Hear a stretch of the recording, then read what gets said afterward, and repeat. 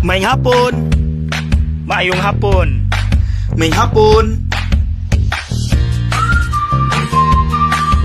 God bless. God bless. God bless. Maayong hapon. Ang Ebanghelyo karong adlaw ang usa sa pinakailado, the prodigal son story. Ang common nga interpretation nato nga ang anak miuli sa amahan kay tinuod siyang naghinulsol.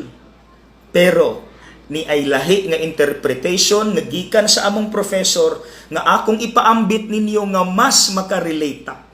Dara. Kanus-a mi-decide ang anak nga muuli sa amahan? Sa dihang gigutom siya. So posible wala pa to naghinulsol aron lang to makakaon.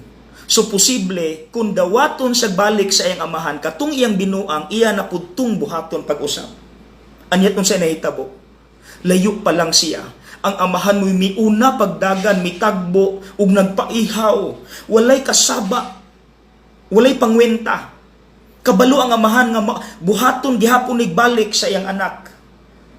Pero mga igsuon, mauna ang kasing-kasing sa Dios. Tanawa ra gud atong kaugalingon, kapilata nakasala. Pero kada pangumpisal nato, pasayloon ta sa Dios. Mga igsuon, kitara ang kusog mangwenta. Kitara ang kusog mamuyboy ug mga saba, pero ang Dios dili. Siya pa'y una nga mag-atang nga nagpaabot nato mga igsuon. Hinaot dili lang gid unta ta magsalig. Maningkamot pud unta tang maningkamot ta nga magbinuutan mga igsuon. Ug kung masipya ta sa atong paningkamot, mubalik ta sa Dios, mangumpisal tagbalik, pasayloon ta niya. Mga igsuon, pareha siguro ta sa anak sa istorya. Nga dili pa sure sa paghinulsol.